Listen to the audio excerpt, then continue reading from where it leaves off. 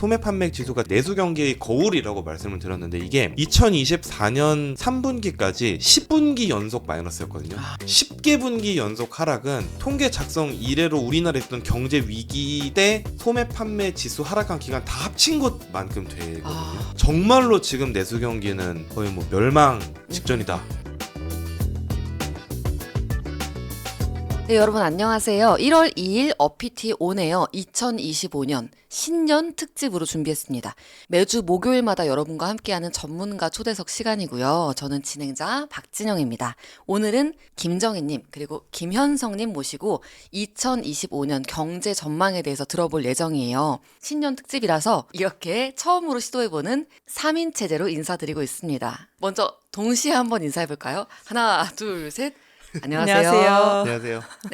네, 반갑습니다. 네, 먼저 정희님 간단히 소개해 주시고 이어서 현성님도 소개 부탁드릴게요. 네, 안녕하세요. 어피티에서 매일 아침 머니레터 보내드리고 있는 김정인입니다. 네, 안녕하십니까. 자살하는 대한민국이라는 책의 작가인 김현석입니다. 여러분 새해 복 많이 받으십시오. 또 현성님은 저희 이전에 방송에 출연하신 적이 있었죠. 네, 맞습니다. 네네, 청년 절망 전문가, 청년 경제 전문가로 나오셨었고요. 오늘도 오랜만에 저희가 신년 특집에 모셔서 함께하고 있습니다. 네, 그래서 이제 2025년이 막 시작됐고 불과 3일 전까지만, 엊그제까지만 해도 24년이었죠. 2024년에 대한 간단한 회고를 한번 해보고 싶습니다. 이제 지난해 이제 있었던 경제 관련된 사건 사고들 탑 3를 꼽아보자면 각자 어떤 것들을 꼽으실지 먼저 정희님부터 말씀 주시면 좋을 것 같아요. 네, 뭐 한 줄 평이라고 하면 저는 진짜 올해 뉴스를 보면서 냉전 시대의 망령이 다시 떠도는 것 같다 이런 생각을 많이 했어요. 1월, 2월에 정치 테러가 있었죠. 우리나라에서 정치 테러가 있었고 그리고 의대 정원 2,000명 증원에 따른 전공의 사직 사태가 또 발생을 했고 국제적으로 보자면 스웨덴이 나토 가입을 했는데요. 이게 비동맹 중립 노선을 걷던 국가거든요. 근데 스웨덴이 뭔가 나토에 들어간 군사기구거든요. 나토에 들어간다는 거는 결국 이제 러시아의 위협에 좀 대비를 하겠다. 유럽이 재무장을 하겠다는 건데 와 이제 1차 세계대전, 2차 세계대전 생각이 난다. 이 생각을 안 할 수가 없더라고요. 그러면서 이제 연말이 되니까 우리나라는 이제 계엄과 탄핵과 이제 뭐 항공 사고와 이제 국제적으로는 또 이스라엘 가자지구 공습하고 파키스탄, 아프가니스탄 충돌하면서 이렇게 닿는 한 해가 되었습니다. 많은 분들이 궁금해하시는 게 진짜 우리나라 포함해서 글로벌 경제가 이렇게 막 혼란스러운 게 2024년이 유독 그런 건지 아닌지 궁금해하시는 분들도 있어요. 에스컬레이터가 사실 계속 되고 있었던 거죠. 근데 2024년에 진짜 꽃이 핀 것 같아요. 그 안 좋은 꽃이. 악의 축의 악의 꽃, 그쵸? 네, 맞습니다. 그런 꽃이 피었다라고 말씀 주셨고요. 현성님은 또 어떻게 평가하실까요? 한 줄 평을 할 수가 없는 아, 해다라고 저는 생각을 하는 편이고요. 일단은 사실 2024년 같은 경우에는 우리 아까 옆에 정희님께서 잘 말씀해 주셨지만 뭐 국제적으로도 우리나라에서 정말 많은 일이 있었고 그냥 이례적인 일들이 너무 매달 있었던 이제 그런 한 해였기 때문에 정말로 한 줄 평 하기 어렵다 뭐라는 이제 생각이 조금 들고요. 개인적으로는 뭐 만약에 올해 사건 중에 탑 3를 꼽는다라고 하면 이제 GOAT, 고트, 시대에 하나 나오는 이런 사건은 저는 역시나 계엄령이라고 45년 만에 전국 단위 계엄령이란 말이죠. 이게 45년이면 거의 한 세대니까 그쵸. 뭐 그렇게 볼 수 있겠고 뭐 시즌 MVP라고 한다면은 트럼프 재선, 의료 대란 요렇게 두 가지 정도를 좀 꼽아볼 수가 있겠다. 저는 그렇게 생각을 하는 바입니다. 하나하나가 진짜 주옥 같네요. 정말. 그렇죠. 어마어마한데 한 줄 평이 아니라 한 29줄 평 정도는 나와줘야 되겠다라는 생각이 들고요. 그래서 24년도에 대해서 이렇게 혼란스러운 한 해였다라고 말씀을 해주셨는데 저는 굉장히 순화해서 말했죠. 혼란스러운 한 해였다. 굉장히 그렇게 말씀해 주셨는데 이제 2025년에 대한 얘기로 넘어가 보겠습니다. 아무래도 불확실성이 너무 크고 하루하루가 너무 불안해요. 그런 상태죠. 그래서 2025년도 어떻게 될까 걱정하시는 분들 많을 텐데 일단 방송 준비를 저희가 사전에 하면서 제가 패널분들한테 물어봤어요. 내년에는 경제 전망을 하기에 앞서서 세 가지의 경제 지표를 주목해야 한다라고 말씀을 해주시더라고요. 세 가지가 뭐냐? 소비자 물가지수 상승률, 소매 판매 지수, 그리고 수출 증가율 이렇게 세 가지였는데요. 이렇게 세 가지를 꼽은 선정 이유도 궁금하고요. 특히 이제 소비자 물가지수는 원래부터 뉴스에 많이 나왔었고 저희 어피티에서도 자주 다뤘었고 근데 제가 이제 기억하기로는 한창 소비자 물가지수가 올랐다가 이제 많이 둔화가 됐다라고 알고 있는데 이게 왜 2025년도에 주목해야 될 지표인지 이런 것들 궁금했습니다. 정은님 먼저 말씀해 주시죠. 네네. 일단 소비자 물가 상승률 이제 CPI라고 하는 이 지수에 대해서 설명을 좀 드리고 싶은데요. 이게 가격, 그냥 일반인들이 구매하는 상품하고 서비스의 전반적인 가격 변동성을 측정하는 지수입니다. 이게 인플레이션 수준을 나타내거든요. 그러니까 얼마나 오르냐 이건데 사실 비싸지면 싫잖아요. 그러니까 이거 지수를 보면 실질 구매력을 좀 보여주기도 하고요. 무엇보다 이제 좀 경제 안정성을 보여주거든요. 그러니까 경제가 이렇게 출렁거리면 우리가 되게 힘들거든요. 사실 이제 버는 돈이나 받는 돈은 변화가 크기가 어려워요. 월급이 뭐 매달 이제 협상해서 오르는 것도 아니고 그렇다고 떨어질 수도 없고 좀 1년 단위로 움직이는데 직장인 같은 경우에는 근데 물가는 출렁거릴 수가 있어요. 그러니까 버는 돈에 비해서 물가가 너무 변동성이 크면은 계획을 세우기가 어렵잖아요. 그쵸. 그래서 이게 좀 물가가 안정돼 있는 게 너무 중요하거든요. 근데 지금 대외 환경이 보면 글로벌 긴축이 되게 끝나가고 있단 말이에요. 금리가 다시 좀 내려가는 추세예요. 그래서 돈이 많이 풀릴 텐데 이러면 인플레이션이 돌아올 수 있다. 그러니까 다시 물가가 좀 출렁거릴 수가 있다 싶어가지고 우리나라에서는 특히 좀 중요한 지수입니다. 그렇죠. 소비자 입장에서는 물가 움직임에 따라서 지갑에 남는 돈이 달라지기 때문에 그렇죠. 그렇죠. 맞아요. 이게 항상 중요하지 않았나 싶어요. 그래서 2025년에 특별히 더 주목해야 되는 이유가 있다면 뭔가요? 근데 물가가 중요하지 않은 나라가 사실 어디 있겠냐면은 한국이 또 특별하게 물가가 중요한 이유가 또 있습니다. 그게 우리가 결국 사람이 살아가는 데서 최소한의 세 가지 조건이 의식, 주가 있는데 한국은 이 그러니까 먹는 거에 들어가는 비용이 전 세계적으로도 굉장히 높은 편이다. 일단 이렇게 말씀을 드릴 수가 있겠고 이거는 이제 제가 작년에 썼던 책 자살하는 대한민국에도 살짝 언급이 됐던 맞아요. 내용입니다만 그 넘베오라는 도시 생활 물가 사이트가 있는데 이제 그 생활 물가에서 뭐 전 세계 이런 기라성 같은 도시들의 한국의 주요 도시들이 빠지지 않고 높은 생활 비용 순위에 들어가 있어요. 그리고 이게 그냥 그 각 주요 도시들의 생활 비용 순위뿐만 아니라 좀 바꿔서 식료품 품목들 있잖아요. 뭐 가령 뭐 계란이라든지 뭐 빵이라든지 양파라든지 배추라든지 과일이라든지 이런 품목들을 가지고 우리가 얘기를 해 보면 한국은 정말 놀랍게도 신선식품 위주로 굉장히 다수의 품목들, 과일이라든지 뭐 이런 품목들이 세계에서 제일 비싼 경우도 우리가 심심치 않게 그 사이트에서 확인을 할 수가 있다라는 거죠. 그러면은 결국 우리나라는 사실 먹거리가 세계에서 가장 비싼 그렇죠. 나라라는 건데 그럼 결과적으로 물가가 올랐을 때에 이제 사실 사람들이 정말로 그 먹고 산다라고 해서 그 먹는 거부터가 가장 어려워지는 것이고 식료품 물가가 비싸지만은 그 식당이 또 조달하는 비용이 올라가니까 그러면 이 사람들은 두 가지 선택이 생기는 거잖아요. 가격을 올리거나 퀄리티를 낮추거나. 그렇죠. 그러니까 이제 가격을 올리면 손님이 안 올 수가 있으니까 퀄리티를 낮출 수 있는 건데 두 번째 또 결혼을 오래 준비를 하고 계시는 분들도 있을 수 있는데 대규모의 인원이 먹을 수 있는 그런 식자재를 준비를 해야 되는 되죠. 장소가 예식장 아니겠습니까? 예식장 비용은 사실 다 식대인데 그렇죠. 예, 그러네요. 그렇죠. 그러니까 다 식대인데 결국 그 식대 올라갈수록 내 결혼 비용은 더 높아지는 거고 아 지금 좀 비싸니까 조금 나중에 해볼까라고 여러분 결혼을 미뤘다가 이제 계속 앞으로 미뤄지는 뭐 그런 그래서 결국 이 물가라는 게 단순히 그냥 내가 내일 사 먹는 돈이 비싸진다를 떠나서 물가가 계속 상승을 하게 될 경우 사람이 자기 생애 주기가 뒤로 밀릴 수 있다. 아, 뭐라는 이제 그런 현상까지 발생할 수 있다라는 말씀을 저는 좀 이제 드려보고 싶습니다. 근데 사실 혼인율이나 출산율 같은 경우에도 소득이랑 연관이 있어요. 상관관계가 좀 있는 그 지표이기는 해요. 그래서 물가 수준을 얘기할 때 우리가 소득 불평등 이야기를 또 안 할 수가 없습니다. 사실 이제 필수 소비라는 거는 더 줄어들 수가 없거든요. 우리가 그래도 하루에 3끼 먹어야 되는데 아무리 그 빈곤하다고 하더라도 하루에 한 끼만 먹고 버틴다 이러면 되게 예외적인 케이스잖아요. 그래서 이 필수 소비라는 거는 더 줄어들 수가 없기 때문에 물가가 계속 오르게 되면은 소득이 안 그래도 적은 사람들은 소비를 줄이기가 되게 어려워집니다. 근데 소득이 높은 사람들은 소비를 좀 그러니까 그 가처분 소득이 워낙 있기 때문에 조금 이제 아 저축 덜하지 뭐 투자 덜하지 뭐 이게 되는데 소득이 원래 적었던 분들은 물가 오르면은 진짜로 뭘 줄일 게 없기 맞아요. 때문에 자꾸 대출을 받게 돼요. 맞아요. 가계 신용 늘어나는 게 그래서인데 근데 사실 2023년에는 사람들 소득이 통계상 많이 많이 올랐어요. 이게 지지난해죠.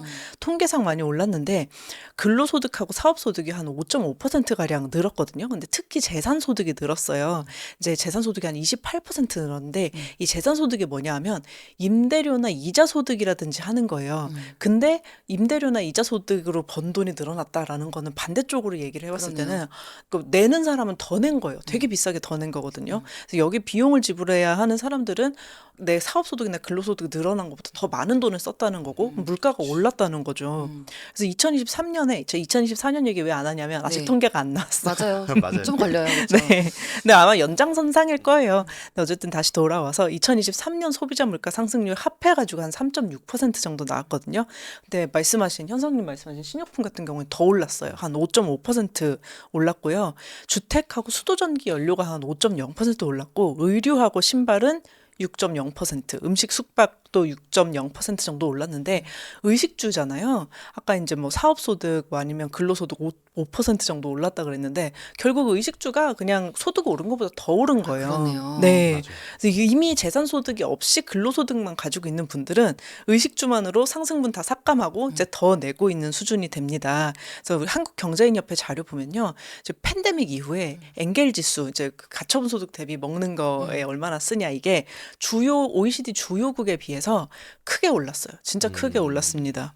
근데 이제 청년층으로 보면 이거보다 훨씬 더해요. 사실 청년 고용은 되게 부진했었거든요. 맞아요. 1인 가구 소득은 적잖아요. 그죠? 그래서 39세 이하 가구 소득은 5% 늘어난 게 아니라 1.1% 늘어난 거거든요.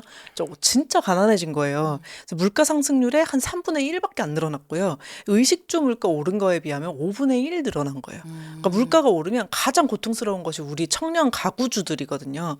반면에 이제 오른 물가대로 비용을 거두는 쪽은 되게 흐뭇하실 거기 때문에 이게 양극화가 되게 심해요. 근데 이러면 이제 사회 불안이 좀 번져 나가는 거죠. 그렇죠.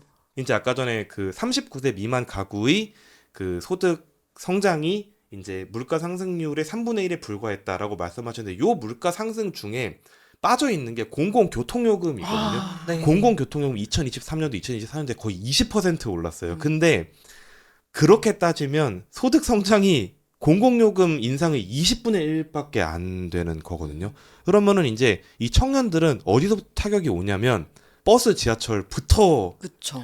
타격이 오는 거예요. 출퇴근하기 되게 싫어지는. 출퇴근부터 문제가 발생하게 되는 거죠. 근데 이런 적이 돈 별로 벌러 없었거든요, 갔는데. 우리나라가. 이제 굉장히 쉽지 않다라는 약간 그렇죠. 근데 심지어 지금 공공요금 상승은 사실 근데 억제가 되고 있는 거잖아요. 이 수준도. 억제를 많이 했다가 문제가 생겨서 올린 게 이건 거죠. 그러니까요. 그렇죠. 저도 이제 최근에 뉴스 하나를 썼는데 그 저가 상품의 물가 상승률이 고가 상품보다 더 높았다. 뭐 이런 스플레이션이 그쵸, 있었죠. 스플레이션이 네. 있었다라는 뉴스도 있었었고요.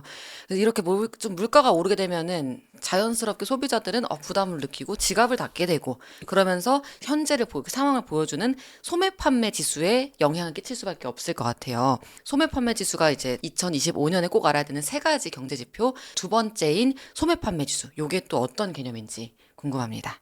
예, 소매 판매 지수는 이제 우리가 소매 판매액 지수가 정식 명칭이긴 한데 뭐 소매 판매 지수라고 불러도 됩니다. 그쵸. 소매 지수라고 불러도 되고 요게 이제 한국 표준 산업 분류상의 자동차 판매업 중에 승용차 판매 그러니까 이제 요런 승용차 판매업 및 소매업 전체 월간 판매액을 다 모아서 지수화한 거예요. 여기 뭐 백화점 이런 거 다 들어갑니다. 그렇기 때문에 그냥 한국 내수 경기를 가장 잘 보여주는 지수라고 할 수가 있는 거죠. 근데 네. 문제는 이 소매 판매액 지수가 제가 아까 전에 이제 내수 경기의 거울이라고 말씀을 드렸는데 이게 2024년 3분기까지 10분기 연속 마이너스였거든요.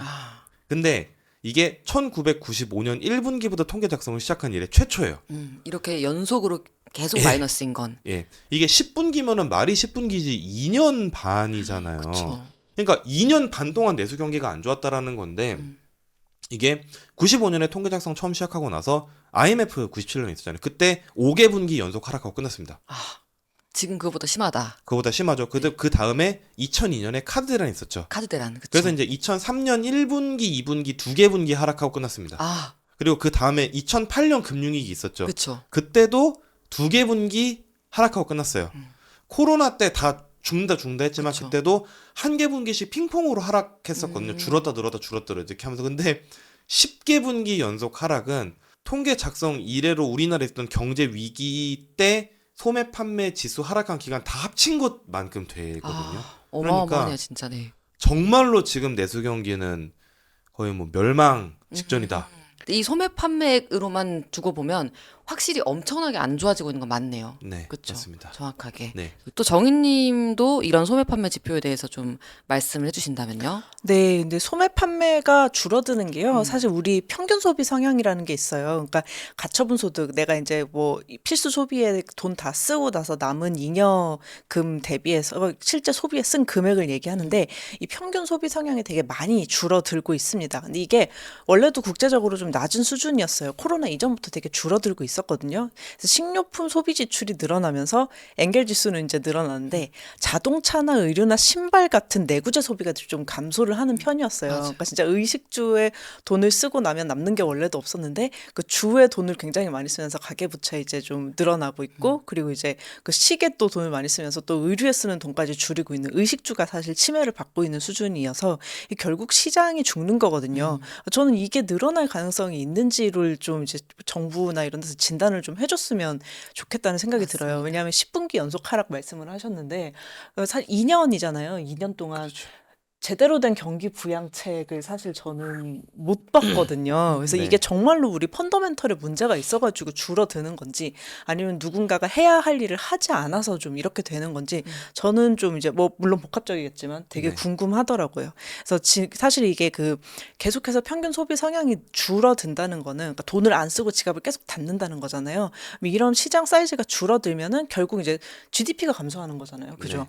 그럼 이제 이게 지난 정부가 내세웠던 소득주도 성장의 배경 중 하나이기는 하거든요. 그러니까 가처분 소득을 늘려야 이제 내수가 살아난다라는 어떤 시대 정신이 있었는데 뭐 제가 성공이랑 실패에 대해서 얘기하는 건 아니에요. 근데 어쨌든 뭐 결과적으로 소비 심리가 늘어나지는 않았어요. 이거를 해도. 그래서 여러모로 부동산 가격만 오르면서 요 가처분 소득 때문에 가처분 소득으로 내가 빚을 더 내가지고 뭐를 좀 해야지 하면서 가계부채가 늘어났고 부채가 늘어나면서 또 가처분 소득이 줄어드는 좀 악순환이 있었죠. 네. 근데 우리 이 소매 판매 지수가요. 우리 경제 구조하고 가계 소비 패턴을 그대로 드러내는 거울입니다. 이게 그 사실 실제로 MZ세대 청년들이 하는 거를 보면은 오히려 무지출 챌린지 같은 거를 하거든요. 그래서 저는 이게 참 정말로 요새 청년들이 예전보다 많이 가난해졌구나라는 생각이 드는 게 그러니까 사실 예전에는 뭐 무지출 챌린지 같은 거를 할 필요가 없었죠. 왜냐면 그만큼 우리가 소비할 품목이 많이 없기도 했었고 네. 뭐 소득 수준도 다 이제 고만고만했으니까. 근데 지금은 청년들 내부에서의 소득 격차도 사실 굉장히 심각한 굉장히 심각하죠. 상황인데 네. 문제는 이제 그런 어떤 돈을 많이 버는 청년들의 소비 습관이 이 소셜 미디어 플랫폼을 타고 일종의 사실 표준처럼 받아들여지고 있는 것도 사실이고 이제 그게 금리가 낮고 경기를 부양하기 위해서 정부가 노력을 할 때는 다들 아무런 문제 의식 없이 소비 지출을 늘렸다가 금리가 오르고 정부가 말씀대로 별다른 경기 부양책을 활용을 안 하니까 사실 그러니까 청년들부터 사실 오히려 지갑을 닫고는 현상이 그렇죠. 벌어지고 있는 게 아닌가라고 저는 좀 생각을 오히려 하는 편이기는 하거든요. 뭐 주식 투자 얘기도 아까 정희님도 말씀을 해주셨는데 요즘에는 솔직히 국내 주식을 누가 하냐. 그러니까 좀 더 전에는 국내 증시 탈출해야 된다라는 얘기가 나왔었고요. 조금 더 순화해서 말을 하자면. 그리고 이후에는 사실 그건 메시지였고 이후에는 진짜로 러쉬 다 달려가서 해외 주식으로 많이 갔어요. 근데 이게 어떻게 보면은 그만큼 우리나라 돈을 뿌리고 달러를 가져오는 건데 그만큼 우리가 또 수출을 많이 해서 달러를 많이 벌어와야 상쇄가 될 것 같습니다. 그래서 수출 증가율 세 번째 중요한 지표 수출 증가율은 요즘 좀 어떤가요? 수출 증가율은 이제 23년에 굉장히 안 좋았다가 24년 상반기에 좀 회복이 됐는데 사실 24년 상반기에 회복이 된 거는 전년 동기비로 계산했을 때 2023년이 너무 안 좋았기 때문에 기저효과였네요. 그렇죠. 네. 그랬기 때문에 그러니까 뭐 중간고사 때 30점 맞았다가 기말고사 때 60점 맞으면 어쨌든 점수가 2배 오른 거잖아요. 그쵸. 네. 그러니까 30점 맞았다가 60점 맞은 건데 지금 이제 하반기로 오면서 반도체, 철강 이런 주력 수출 품목들이 다시 처지면서 조금 수출 증가율이 다시 안 좋아지고 있어요. 그래서 내년이 조금 걱정되는 그런 상황이고 어찌됐든 뭐 수출 증가율은 이제 국가 경제는 내수가 있고 이제 수출이 있으니까 내수 경기를 설명할 수 있는 가장 이제 정확한 거울을 우리가 소매 판매 지수라고 말씀을 드렸다면 그렇죠. 수출을 설명할 수 있는 가장 좋은 지표는 역시 수출 증가율을 할 수가 있는 거죠. 그리고 한국은 2023년 기준으로 실질 GDP 성장률의 86.1%를 수출이 책임을 지고 있습니다. 생각보다 엄청 크네요. 그렇죠. 86%면은 이런 나라가 사실 잘 없어요. 맞아요. 예, 86%면은 뭐 거의 실질 GDP 성장률이 다 문제. 근데 이게 86.1%가 2023년에 된 거는, 그러니까 제가 아까 전에 말씀드렸지만 작년에 수출 안 좋았다 그랬잖아요. 근데 네. 그럼에도 불구하고 86%를 차지하는 이유는 내수가 그만큼 훨씬 안 좋았기 때문에 그렇네요. 수출이 그만큼 차지를 한 상대적으로. 거고. 네. 그렇죠. 근데 그렇지만 어찌됐든 그런 저간의 사정들을 다 포함하더라도 결국 수출은 한국 경제를 설명할 수 있는 가장 중요한 핵심 지표 중에 하나다라고 저는 이렇게 좀 말씀을 드려볼 수가 있을 것 같아요. 그래서 뭐 아까 전에 저희 자산시장 얘기도 잠깐 나왔지만 좀 이어서 말씀을 드려보자면 어피티 시청자 여러분들도 아마 주식 투자를 많이 하실 네. 거라고 생각이 되는데 작년부터 시작된 국장 탈출 러시. 나는 이민을 못 가지만 그쵸. 내 돈은 이민을 이민을 보내겠다. 보내겠다. 저도 뭐 보내놨어요. 저도 보내놨습니다. 예. 그 국장 탈출 러시에 2023년에 굉장히 안 좋았던 수출 증가율이 영향을 상당히 많이 끼쳤다고 저는 생각을 하고요. 그리고 이제 이거는 사실 이제 조금 전문적인 영역의 말씀을 드리는 거긴 한데 제가 이제 과거에 펀드 매니저를 할 때 제일 금과 옥조처럼 놓고 봤던 차트가 그냥 코스피를 쭉 그리고요. 수출 증가율을 쭉 그리면 그냥 상관 개수가 80 이상이 나옵니다. 물론 이제 그냥 이렇게 쭉 두 개 그려놓고 하는 상관 개수는 뭐 인과관계보다는 그냥 결과. 모양이 비슷해요. 뭐 이제 약간 이제 뭐 그런 느낌인 거죠. 문제는 이거를 저만 보느냐 아니라는 거죠. 그렇죠. 그러면은 이 사람들 딱 그리는 거 정해져 코스피 이렇게 쫙 그리고 수출 증가율 쫙 그리면은 코리아 떨어져 셀 이러면 이제 그렇죠. 그러면 이제 뭐 서킷 골드만 브레이커 삭스형이. 당하고 이제 그쵸. 사실 어. 이런 거거든요. 근데 이게 실제로 이게 코스피 수출 증가율 그리고 외국인 순매도 차트를 같이 여러분들이 그려놓고 보시게 되면은 굉장히 재밌는 그림이 나올 수가 있다. 저도 그래서 그거를 진짜 금과 옥조처럼 보고 이제 국장 비율을 저희 펀드에서 얼마로 놓느냐 뭐 이런 작업들을 좀 많이 했었었고요. 예, 그렇기 때문에 저희 이제 어피티 시청자 여러분들께서도 투자를 하실 때 뭐 다른 거 복잡하게 우리 다 바쁘니까 이제 그 바쁜 시간이시라도 수출은 매달 나올 때마다 이렇게 잘 보셔야 돼요. 챙겨 보셔야 된다. 특히 수출 데이터는 또 빨리 나와요. 중요한 데이터이기 때문에. 네. 예, 원래 막 우리나라 그 데이터들 중에는 뭐 막 나오는데 막 1개 분기, 2개 분기 이상 걸리는 것도 있거든요. 수출은 바로 다음 달에 나옵니다. 그리고 수출은 1일, 이달, 뭐 1일에서 10일까지의 데이터 이런 것도 맞아요. 나와요. 예, 그렇죠? 맞아요. 중간중간 데이터가 다 나와요. 그렇죠. 그만큼 이제 실시간으로 되게 중요한 정보기 때문에 나온다. 수출 지표는 진짜 중요하다.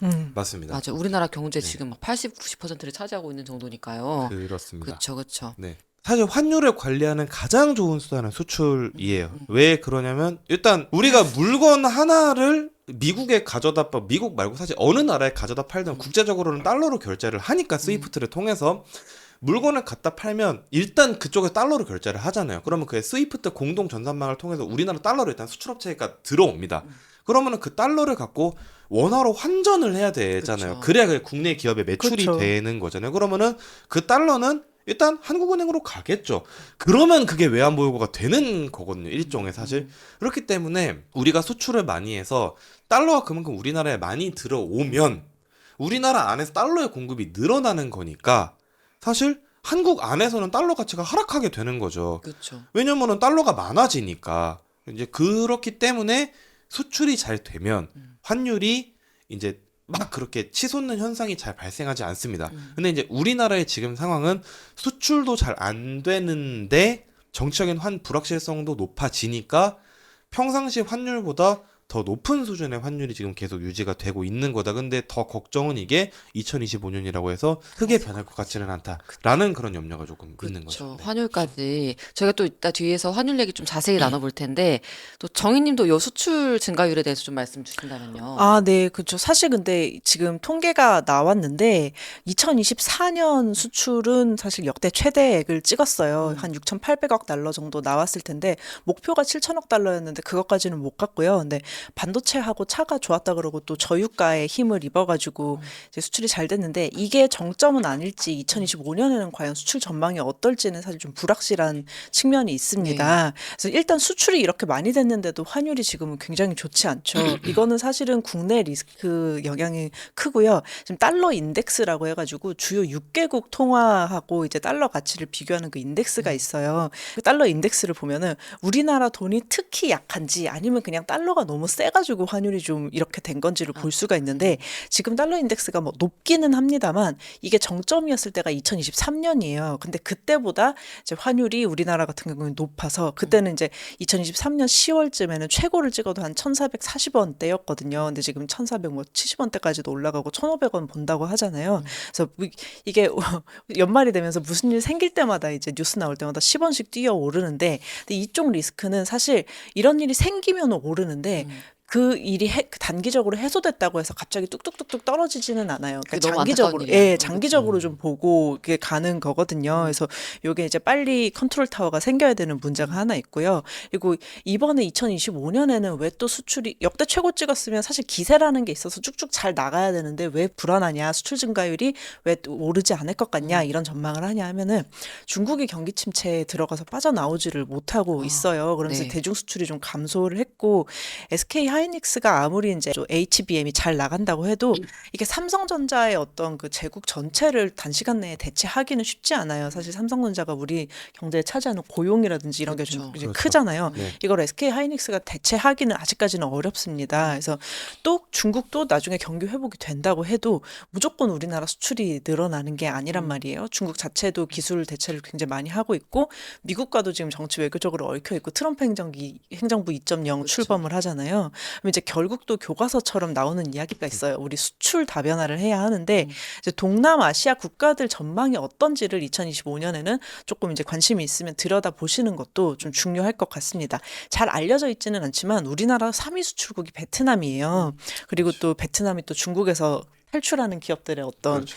기지가 되어 가고 네. 있잖아요. 그래서 내게로 베트남이 잘 성장을 한다. 우리나라 정부가 어떻게 베트남하고 잘 수교를 하느냐, 또 우리나라 기업들이 얼마나 건너가느냐, 요런 그리고 우리나라에서 국민 그 여론들도 베트남에 얼마나 좋으냐 이런 게 좀 활발하게 봐줘야 될 것 같고요. 그래서 인적 교류가 그만큼 늘어나야 하기는 합니다. 근데 사실 우리도 아직 동남아시아에 막 미국이나 일본만큼 익숙하지는 않잖아요. 그래서 해외 취업 자리로 선호를 하지는 않죠. 결국 좋은 인재가 나가야 기업이 잘 되기 때문에 좀 적극적으로 찾아보시는 것도 좋을 것 같습니다. 미래라고 생각이 들면은 사실 과감하게 선제 투자를 하는 게 또 기업이나 또 정부의 역량이에요. 그래서 정책적으로도 사업적인 마인드로 조치가 들어가야 하겠습니다. 그쵸. 저도 사실 베트남하고 인도네시아 네, 이쪽의 네. 시장이 다들 기업들 많이 이제 들어가는 곳들 많이 있잖아요. 네. 유망한 곳이지 않나 그런 생각도 했었는데 어쨌든 그 소비자 물가 지수 그리고 소매 판매액 그리고 마지막으로 수출 증가율까지